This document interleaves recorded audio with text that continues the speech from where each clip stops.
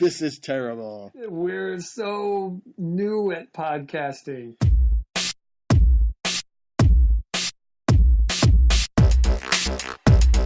You're listening to the Theology of Games podcast, your source for gaming news, reviews, and interviews with the top voices in the industry. Find us online at theologyofgames.com. And now, here are your hosts, Scott Firestone and Jeremiah Isley. Hey everyone, welcome to the inaugural, I can't say that word, the maiden voyage of the Theology of Games podcast. Yes, we are casting pods like body snatchers.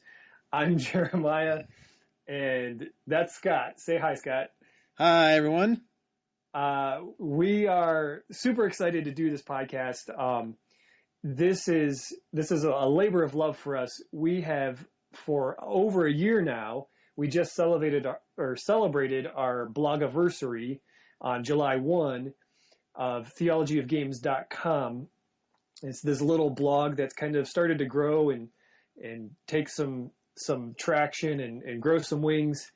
And we've just been having a lot of fun with that. And we've always wanted to stretch into podcast and more ways to just share what we do and what we love.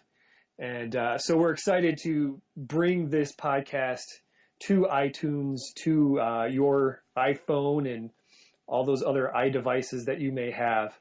Just want to kind of say again, this podcast is kind of an extension of who we are, just as the blog is, and they're going to kind of walk hand in hand. And our goal with the podcast is really, well, I guess I should first say, if you haven't guessed by the name of the website and the podcast, we're both Christians.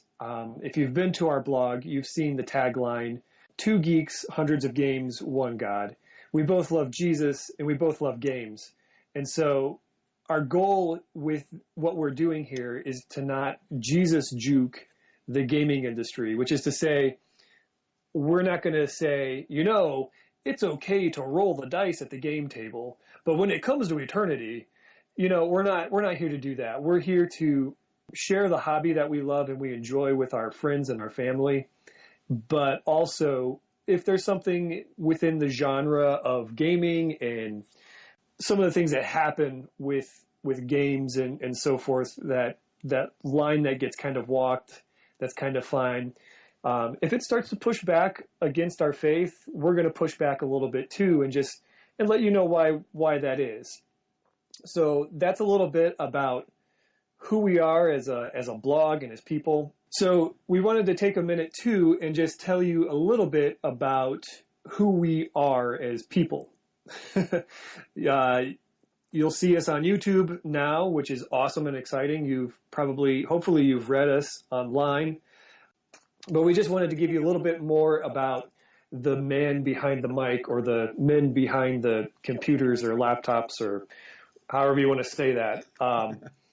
My name is Jeremiah Isley, and I have been, by trade, I am an audio engineer. I am a stagehand. I spent a number of years in the local stagehand union, doing live theater, live music, rock and roll shows, that whole thing. But on the side, I've always been involved in youth ministry for about over 10 years now. My day job has me working at a local university in the AV department, and I guess you could say, I'm the dorky kid with the TV cart that you saw in high school, but I am now in the college ranks. So I've been doing youth ministry for about 10 years. 3 of those years was as the actual on-staff part-time person running the youth ministry. And I've since transitioned out of that and serving at a different church as their worship leader. And that's been an awesome thing for myself and my family. And so that's a little bit of who I am and where I come from outside and away from the gaming table. And I'm Scott Firestone. I live in Colorado with my family, and I am an editor and writer for Group Magazine, which is a magazine for youth pastors. So that is, in fact, how Jeremiah and I met. My company was putting on a conference for youth pastors, and he came in and was attending the conference, and I honestly cannot remember how we got started talking about games, but I thought, oh, okay, this guy says he's into games, but, he's probably like a super Monopoly nerd or awesome at Tiddlywinks or something, and then he's like, no, I'm really Dominion and stuff like that, and I was like, oh, this is true. So we started talking, and then we have a youth ministry conference we do every year, and a big one, a national conference. And so he came to that, Jeremiah and his wife, and we played Couriers. They introduced me to that, and I really liked it. And then so after we left, Jeremiah's wife said, you guys should start a blog. And we thought, oh, that's a great idea. We should do that. So it took us a few months to get going, but as Jeremiah said, on July 1st, we celebrated our 1-year anniversary, and I think we've kept up quite a run. There have been maybe a dozen weekdays where we didn't run some kind of story, article, review, feature. We've had quite the output. That is a little bit about me. I'm an editor and writer, and I have a family, and we live in Colorado. And that's, me, boring. Church-wise, I help out with youth ministry in my church. So not called to youth ministry, but I'm definitely called to help out in youth ministry. So that's where I'm at. As far as how I got into the hobby, my favorite author, and this is relevant, believe me, my favorite author is a guy named Gene Wolfe. If you've never read Gene Wolfe, you should go out and get The Best of Gene Wolfe. It's a collection of his greatest short stories, and he's just the best writer, in my opinion, that's maybe ever lived. I know that's saying a lot, but it's true. So there was a website that this guy ran, and he kind of gave news pieces about Gene Wolfe stuff that's coming out. Here's an article by him. Here's an interview. Here's his new book.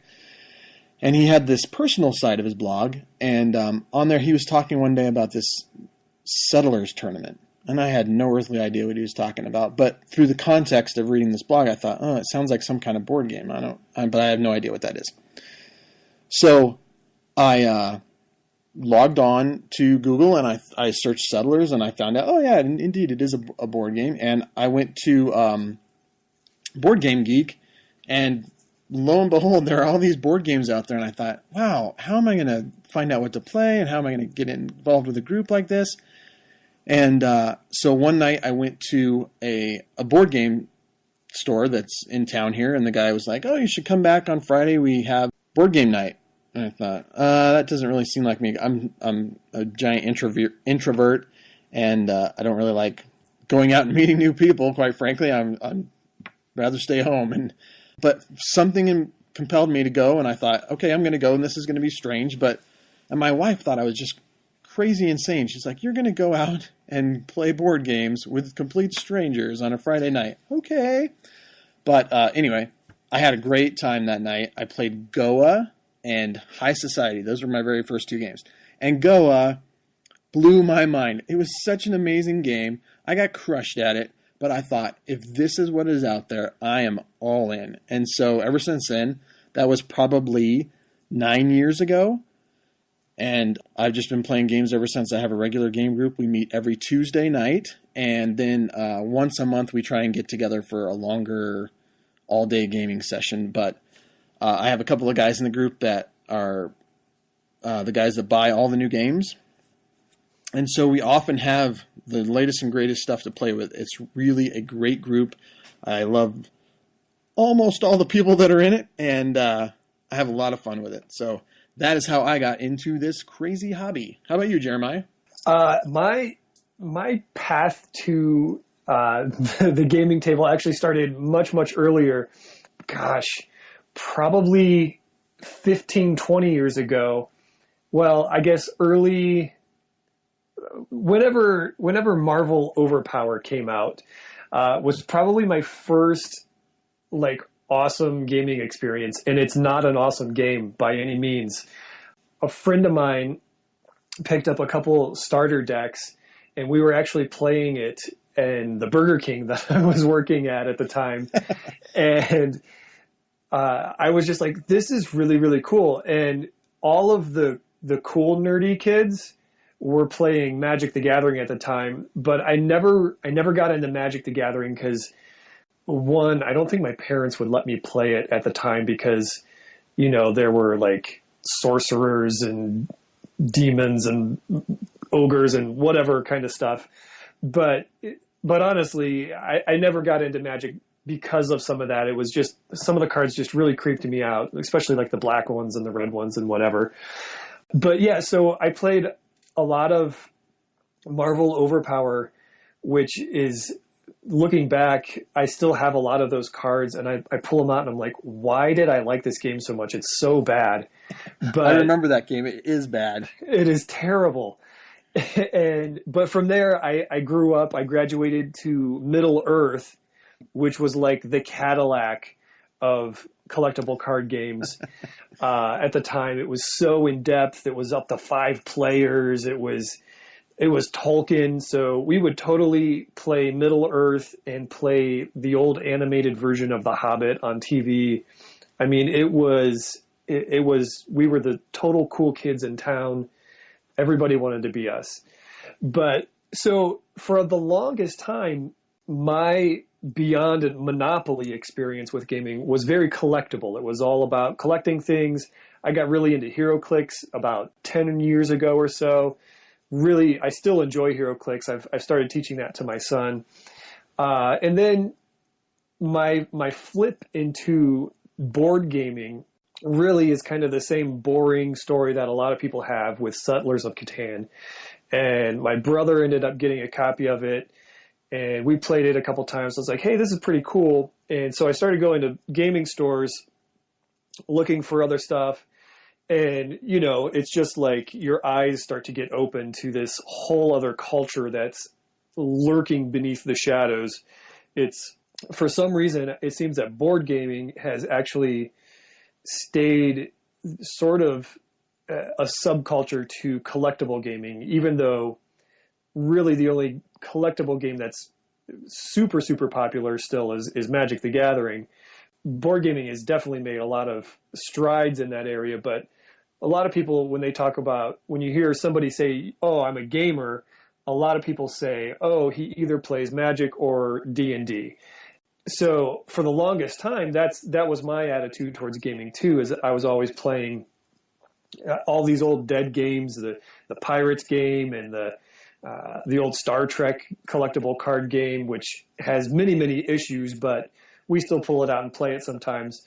But for me, my path came through that collectible card game kind of route, and I've loved the board games ever since that first time playing Catan and realizing, hey, there's lots of cool board games that bring in so many different elements of strategy and mechanic and all that stuff when you start looking at different board games and how you play them.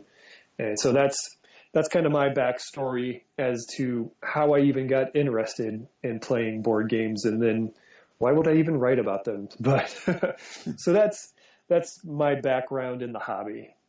Now, did you ever play any role-playing games? I did actually for maybe 3 or 4 months.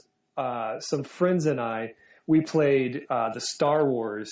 I believe it was the Fantasy Flight version. It was the new D20 system. We played the Star Wars RPG, and I was a Trandoshan. I think I was a smuggler, but I was also Force adept. So I got to do like cool Force things, and I didn't have to worry about, the Jedi code and stuff like that. And little secret, and she's in bed right now, so she can't come in here and yell at me for saying this. My wife actually played with us when we played that. So that was pretty awesome. That's cool. So yeah, very, very cool. And now, I play games. Mostly I have a couple close friends that we play a lot of games with. And then there are some other friends that will come in and we'll have a bigger game night. We'll play some of the more, Seven Wonders, stuff that'll handle. We play a lot of Resistance with the bigger group, stuff like that, where it handles more people at the same table. We like to have those big group games. Okay, so now we're going to talk about some of the features we're hoping to have on this podcast. We're just trying to kick around some ideas. Some of these may stay, some of them may go, but we're thinking we're going to try and have some news pieces, not comprehensive by any means, but certainly ones that are major. So we might talk about, for instance, that big Kickstarter project that the Doom that came to Atlantic City. Well, $100,000 worth of money is gone. So we might talk about that and some of the implications of Kickstarter and if it's worth putting your money in and things like that. We might talk about game night, some of the things that we've had on the table recently with our game groups, with our family, and bringing in some of the themes. There are games that I will play with my game group that I wouldn't play with my family, partly maybe because of theme, partly because of just the level that my kids are 8 and 5, so they're just games that they're not going to understand. But I'm also, somebody might bring out Zombicide at the game group, and I might jump in on that, but I'm certainly not going to bring that home and play it with my kids right now or anything like that. So we might talk about things like that from game night. We're hoping to have an in-depth review of at least one game every week, every podcast. So just kind of dive in and a game that we've both played and just talk about the ins and outs and what we thought of it and what was great and what wasn't great. And as Jeremiah said, we're both Christians, and so everything we do with these games is informed by our faith. And so if there's something that we feel warrants discussion, we're going to talk about it. If there's artwork on a game or a theme of a game, or we might just talk about games that we've played that we maybe felt like we shouldn't have played afterward and things like that. Because our faith is a huge part of our lives. It's everything to us, and it informs everything about us. We don't compartmentalize our faith and bring it out on a certain day and with certain things. It's like the Force. It's all around us. And so, but like Jeremiah said, we're not going to Jesus juke anyone. We're not going to, we're going to talk about King's Forge tonight, but I'm not going to be like, well, the actual forge you should be at, the king of is Jesus, because that guy is the greatest, forger ever. And, we're just not going to do stuff like that. We would be happy to talk to anyone about our faith and their faith and things like that. And just like we said, if it's a natural thing to talk about with a game or a theme or something involved with that game, we're going to bring it up. But otherwise, we're just here to talk about games, and that's about it. Yeah, that's totally about it. We're the thrust of the podcast and the blog has always been to talk about games because it's something that we love, and we like to speak into that culture. But again, yeah, we're not gonna force. It's who we are. We don't force our faith on anybody, but we're present in our daily lives, and who we are is, like you said, informed about our faith. And so that comes out in how we blog and hopefully how we podcast. Yeah, and so the last thing we want to talk about in this section is kind of our goal for time. Right now I'm sitting at 20 minutes on this podcast, and I'm happy with that because our goal for this is 30 to 45 minutes. In preparing for this, we listened to some podcasts. I am in no way going to name any names here. But honestly, 2 hours... They know who they are. Yeah, they do know who they are if they have any time to listen to us, because they're going on for 2 hours about board games. Look, I love board games. Obviously, I write about it. We're podcasting. We're doing videos. We love board games. But there's no way I want to hear anybody talk about board games for 2 hours. So we have no desire to record that much, and we don't think anyone out there has a desire to listen that much. Well, maybe some people do, but we're hoping that we're going to hit a niche of people who are like, wow, 2 hours, that's kind of insane. So our goal is 30 to 45 minutes, and another goal of ours, and maybe a bigger goal of ours, is to not be boring. We're not going to do a song and dance for you every time, but we hope this is entertaining. We hope that we strike a chord with you, that the way Jeremiah and I interact with each other, the way we have different viewpoints on games, we don't always agree on things. And so we're hoping that good nature back and forth is going to come through, and it's just going to be interesting for you guys. We do not want to be boring, and I'm sorry, but there are some boring podcasts out there. So you're saying I should put my guitar away because we're not doing a song and dance this time? No, we didn't even practice. What are you talking about? Oh, okay. All right. So you hit the nail right on the head. There's a lot of podcasts out there, and they're great at what they do, and people are listening to them. So do your thing. But that's not our thing, and we've taken a lot of feedback.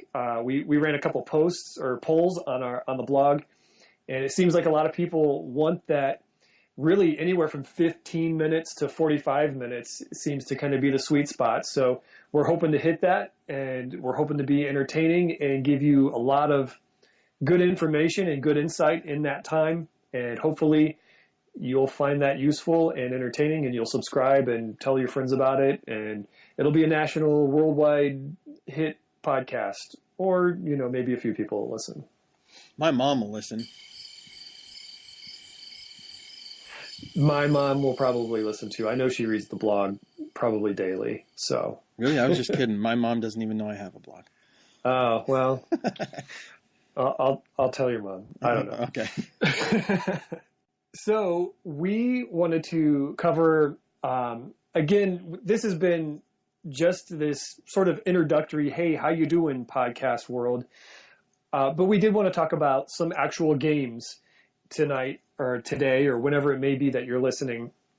So we've got a short list of them, and we're going to take turns kind of giving just some initial thoughts. A lot of these we've actually both played, so we'll be able to both kind of comment and give you some of our initial feedback, our initial reaction to the games.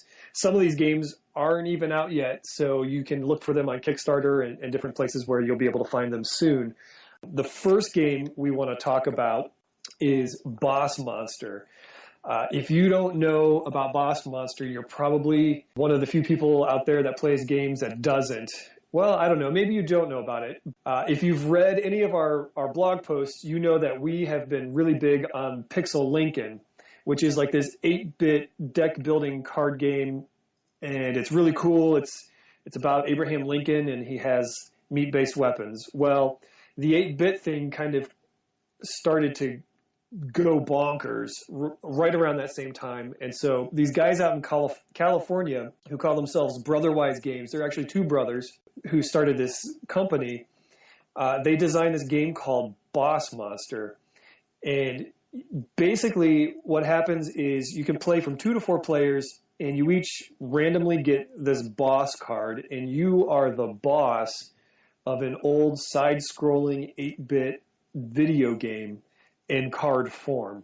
And so your goal is you're going to get these cards. You get room cards and spell cards, and you're actually building a dungeon. And each card that you play into your dungeon as a room gives you a treasure type that will lure the heroes that come out of this hero deck into your dungeon and then inflict damage upon them, which is fun. Believe it or not, it's a lot of fun.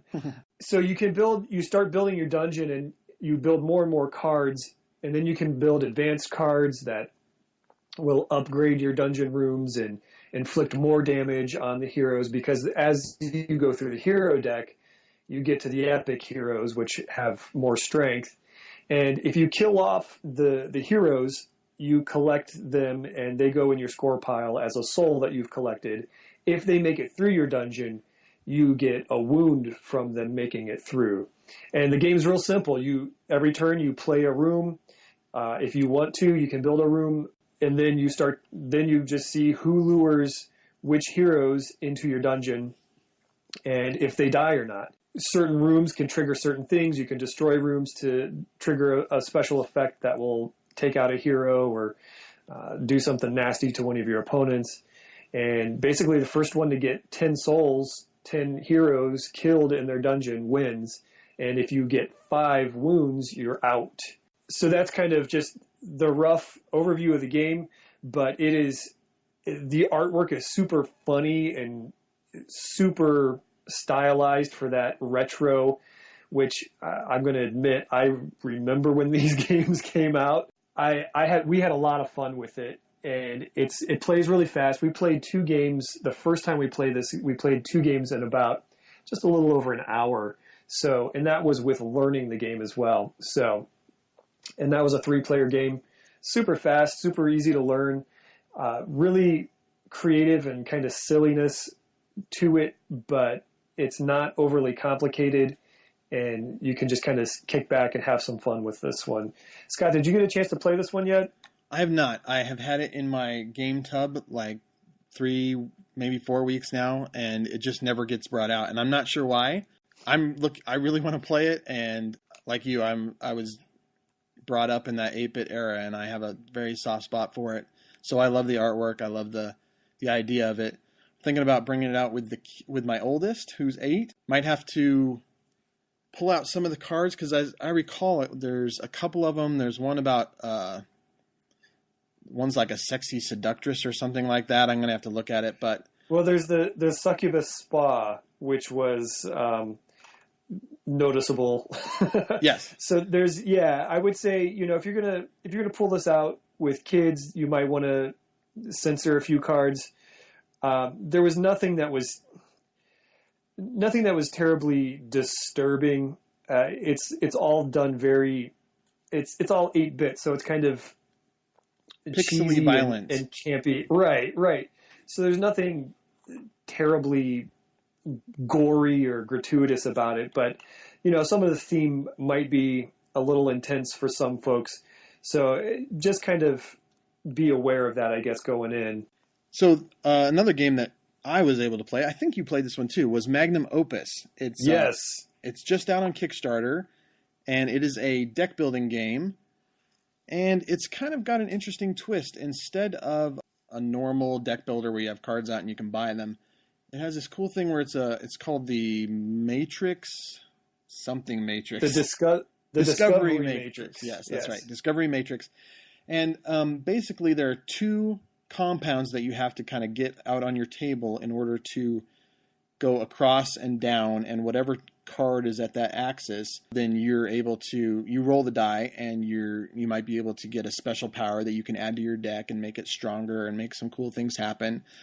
And so you're able to get these compounds and other cards, but you're also doing this discovery thing, and the whole point of the game is to build the Magnum Opus, and which is one thing that you need 3 certain chemicals for, or these compounds, or whatever they are, the special ingredients. There's like unicorn farts and angel hairs or something like that. I can't remember what they are. But anyway, so as the game progresses, you're trying to find the clues to find out what those 3 ingredients are for you. And then once you do that, you attempt to build the Magnum Opus.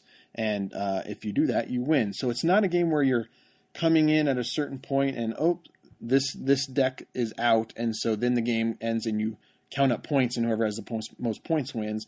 There's a goal to the game, and you're trying to achieve that goal through deck building, and whoever does it first wins the game. So my group thought it was okay. There were some things we really liked, like that Matrix, as I mentioned, and there were some things that we had some problems with.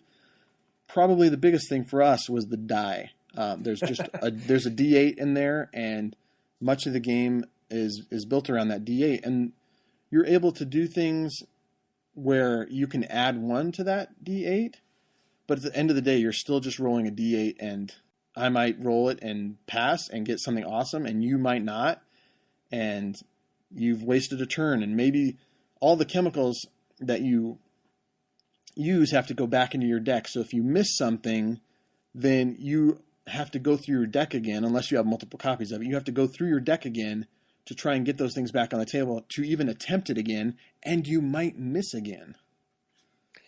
Yeah, I know you have this thing with dice. But for me, there was enough in the game that allowed you to affect the die that that totally didn't kill it for me. I loved the idea of the Discovery Matrix and how you're actually building your deck from compounds that allow you to then discover the things in that matrix. I thought it was really, really cool. And again, I thought the die, there were a couple times, man, the die just got me, and I was so upset. But I looked at it, and I like to look at the theme and how the mechanics tie into the theme a lot, and that's kind of how I explain bad things away, I guess. I looked at it as, if you're this alchemist or whatever, and you're sitting at your bench and you're putting these things together, you might have all the right pieces, but it might blow up in your face anyway. And to me, that was what a bad roll indicated. So I didn't have a problem with that. I really enjoyed Magnum Opus. This is a Clever Mojo Games release that's being powered by Game Salute right now. It's on Kickstarter. I don't remember off the top of my head what it costs to get a copy, but if you like deck builders and you want something that is not Dominion or not one of the deck builders that's going to have just a lineup that you can buy cards from, this would be a game that you really should check out. I agree. It's certainly unique, and I love that they took some chances with this thing. I'm, in general, probably overly harsh on games. So take everything I say with a grain of salt. And I would say, too, hopefully they'll fix the rule book because it was really, really difficult to read. Yes. We sat down, read the rules, and then it was one of those, okay, we just read the rules, and no one has any idea what we're doing. Right. Yeah, we kind of like stared at each other and said, so what now? Mm-hmm. Yeah, same reaction on this end. And yeah, hopefully they'll retweak that, or there's plenty of videos you can watch online too that'll help you get through some of that as well. Okay, so another game that is actually not yet kickstarting, but will be soon. You can look out for it. We played Top Promoter. This is a boxing game, but you're not actually the boxer. You're the promoter. So all players get somewhat identical cards.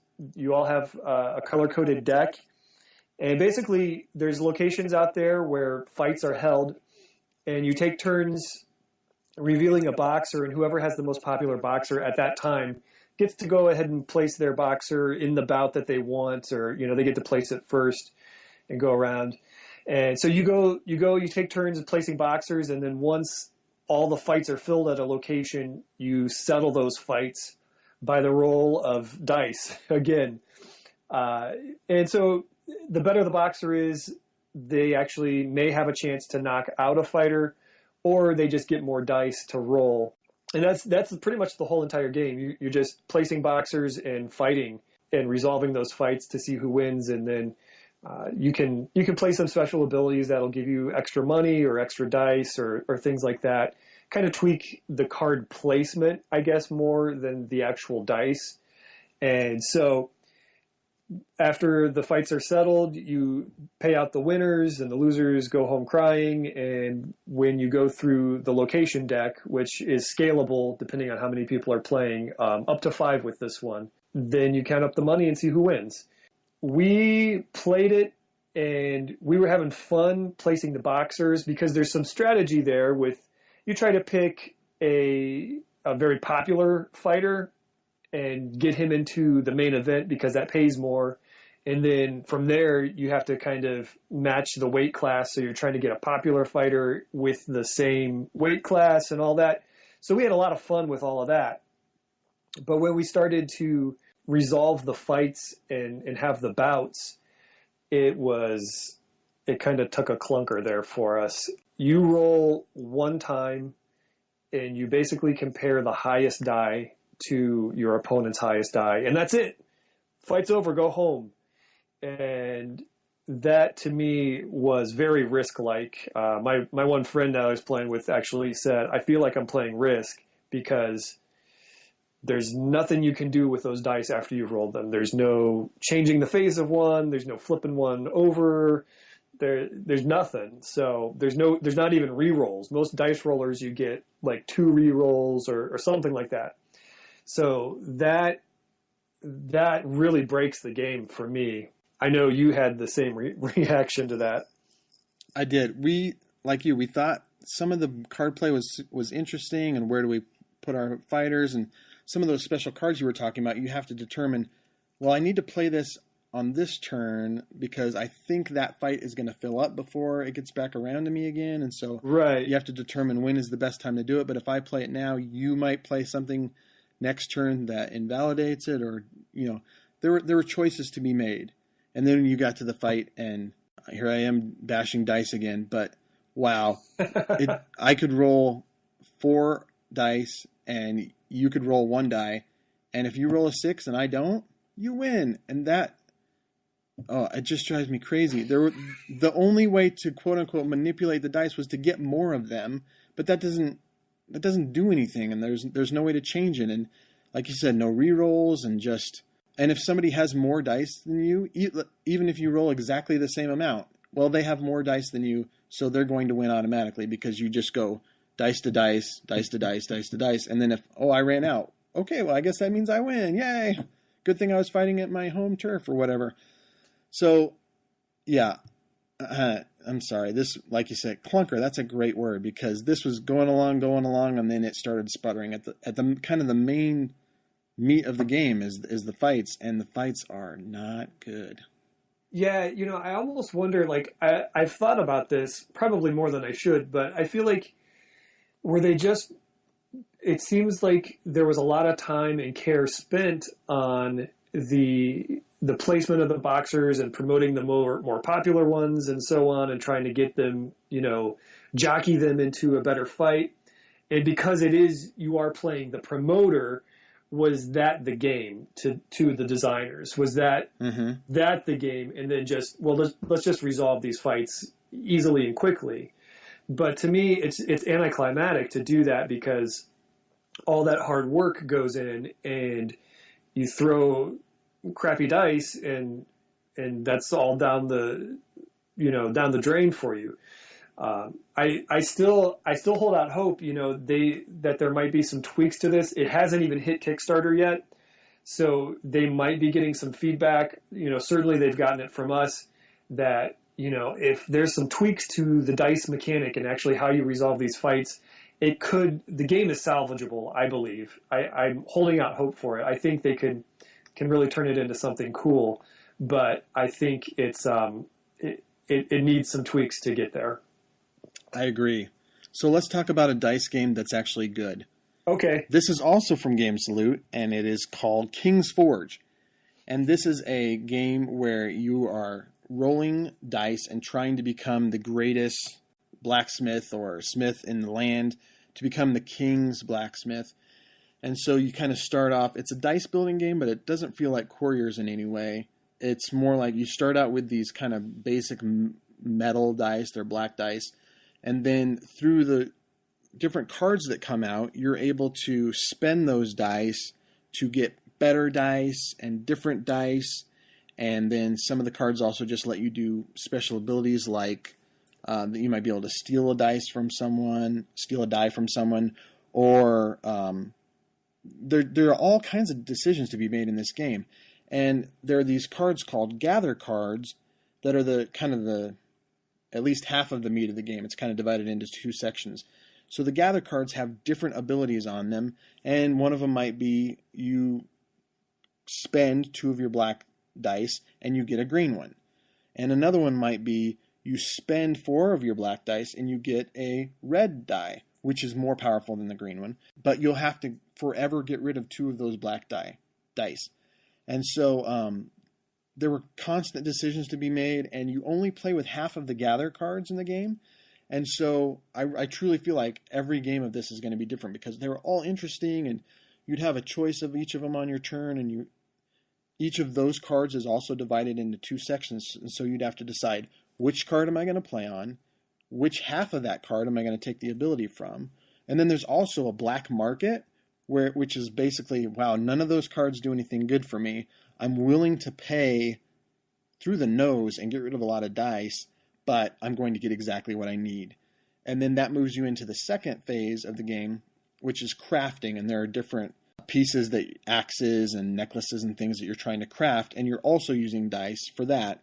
And so as the game progresses, you need some of those more powerful dice to be able to do that. But the difference in this game is, yes, it's rolling dice, but there are ways to manipulate the dice. It's not just, I get more of them. It's, if I take this gather card, I can flip these dice to the opposite side, or I can add 1 to 2 different dice, or things like that just let you play with the dice. I don't like dice generally, but if there are interesting things to do with them and ways that I can make the luck a little less and just give me decisions to make with it, and I'm happy. And King's Forge makes me happy. This is a solid game. Were you able to play it today? I was. I actually got it on the table today, and I love that it plays pretty quickly. I played just a 2-player game real quick, but we played it quickly. We finished the game. We learned the game really fast. And you're right. It's there are so many decisions that affect the dice. Even to the point, I noticed as the game went on, we weren't so much gathering dice during the gather phase, but we were gathering the abilities that allowed us to change dice or alter dice or increase the numbers on dice. And then there's also the cool side of it where you can actually steal something that somebody's already crafted that turn to kind of not only gain a card, because the goal is to craft 4 different items, and whoever does that wins. So you're not only gaining an item and getting closer to the win condition, you're also setting your opponent back. So that was a cool kind of interaction thing where you're interacting and deciding who's going to get what gather card first, but then you're also interacting and kind of giving a little take that to them by stealing their already crafted card by crafting one that's better. So I really enjoyed it too.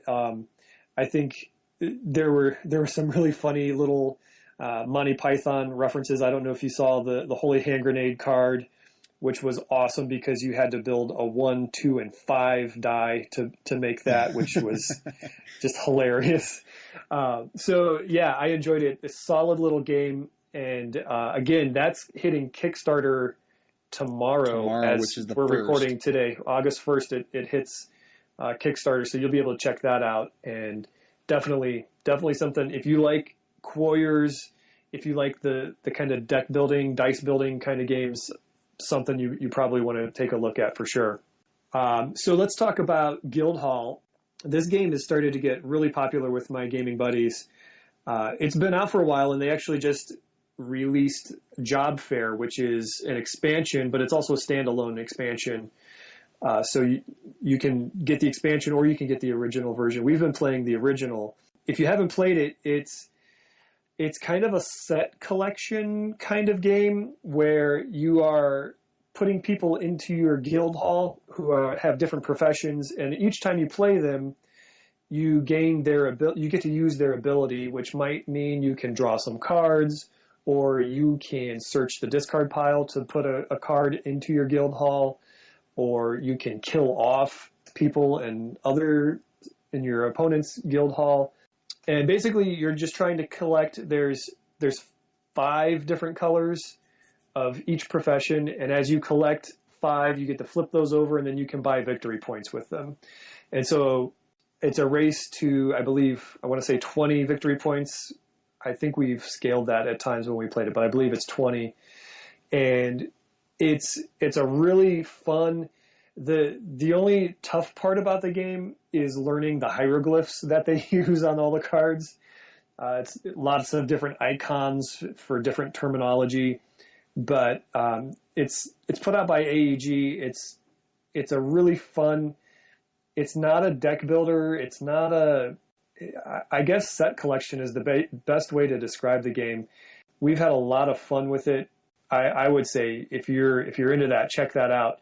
Like I said, the only tricky part is sometimes the icons on the cards, but really once you get a grasp of that, that's all you need to know to play this game. So it's been a lot of fun. We have not played it, and in fact, I don't think anybody in my group has it. So you have raved enough about it that I'm very much looking forward to playing this. Yeah, you should check it out. When we were at Origins, we got to play Job Fair, which is kind of what turned us on to the game. And my buddy who was with me picked up the base copy while we were there. So I would seriously check it out. I think it's something you would like. And there's a lot of good interaction with some of the professions allow you to kill off people and trade people and stuff like that. So good fun and not too deep. So might be something to play with the kids who are a little older. Mm-hmm. I wouldn't say my kids who are 7 and 5 probably a little young for it just because of the deep depth of the strategies involved and how the abilities scale as you play more of the same profession in your guild hall.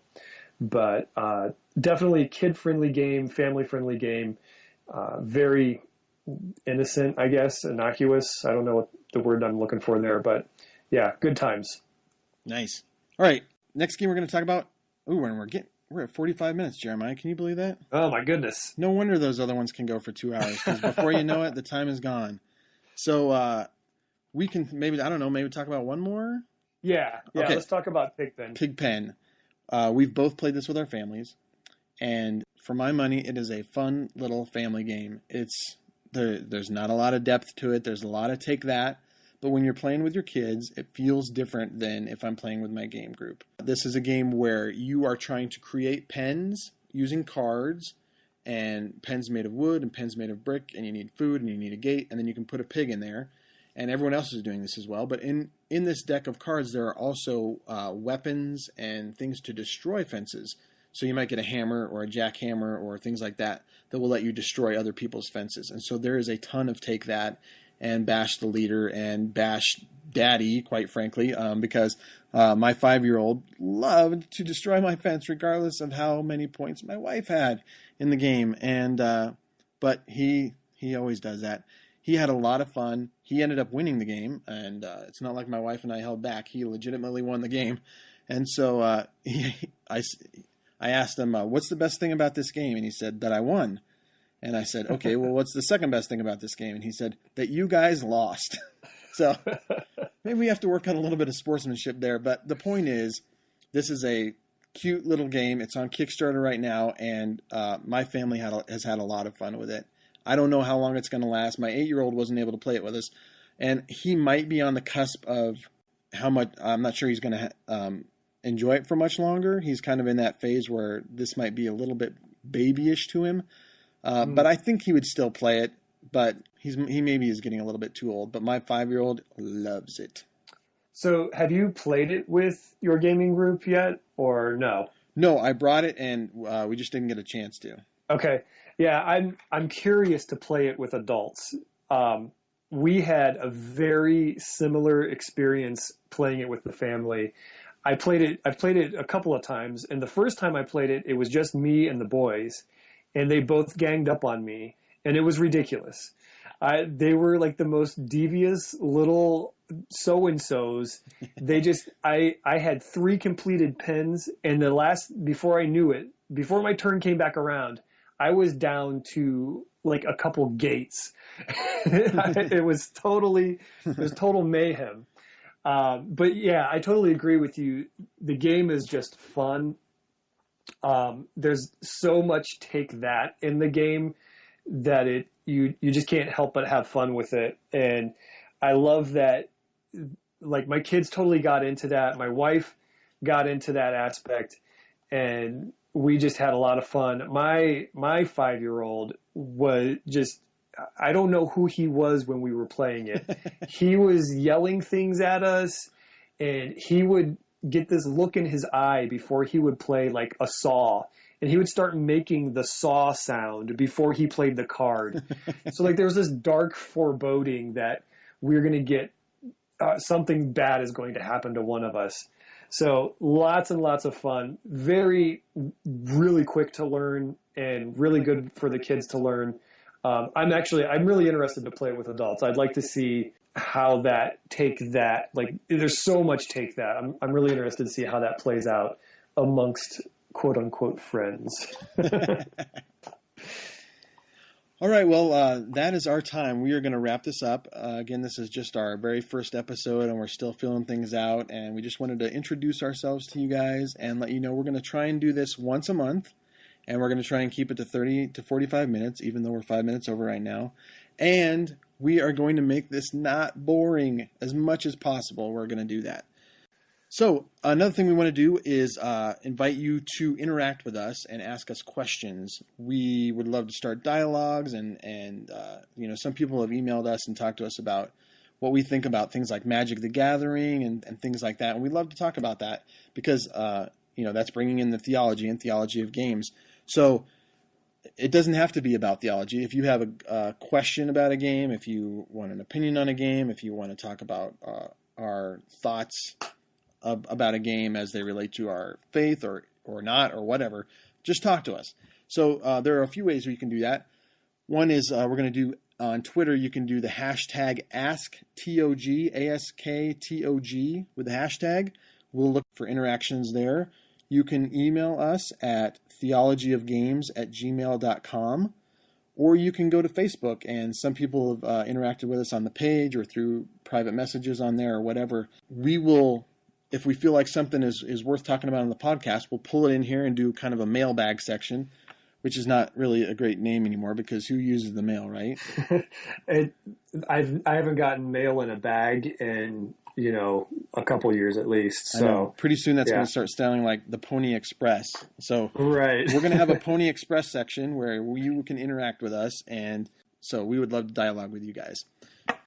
We just want to say thank you for tuning in for this first one. Please give us feedback on it if the sound was terrible, if we broke our don't be boring rule, if you feel like we went too long, too short, whatever. If there are pieces that you want to see, if there are games you want us to review, whatever you want to do, please talk to us about it. You can do that in so many different ways, and we're checking them all. So hit us on the blog or Facebook or Twitter or whatever, and we just want to say thanks.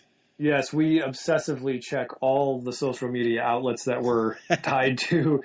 So yeah, please give us some feedback. If you in any way liked anything that you heard too, we would love it if you subscribe to the podcast and the blog and wherever else you can follow us or like us or whatever. But if you would subscribe to the podcast as we get this off the ground and rate us and review us and all that stuff through iTunes, which we're still figuring out as well, we would greatly appreciate that. Sounds good. Until next month, we will talk to you later. See ya. Peace. You've been listening to the Theology of Games podcast with Jeremiah Isley and Scott Firestone. If you enjoyed this episode, we'd appreciate your subscription to the podcast and your review on iTunes. Thanks for listening. Have a blessed day, and until next time, get a game on the table.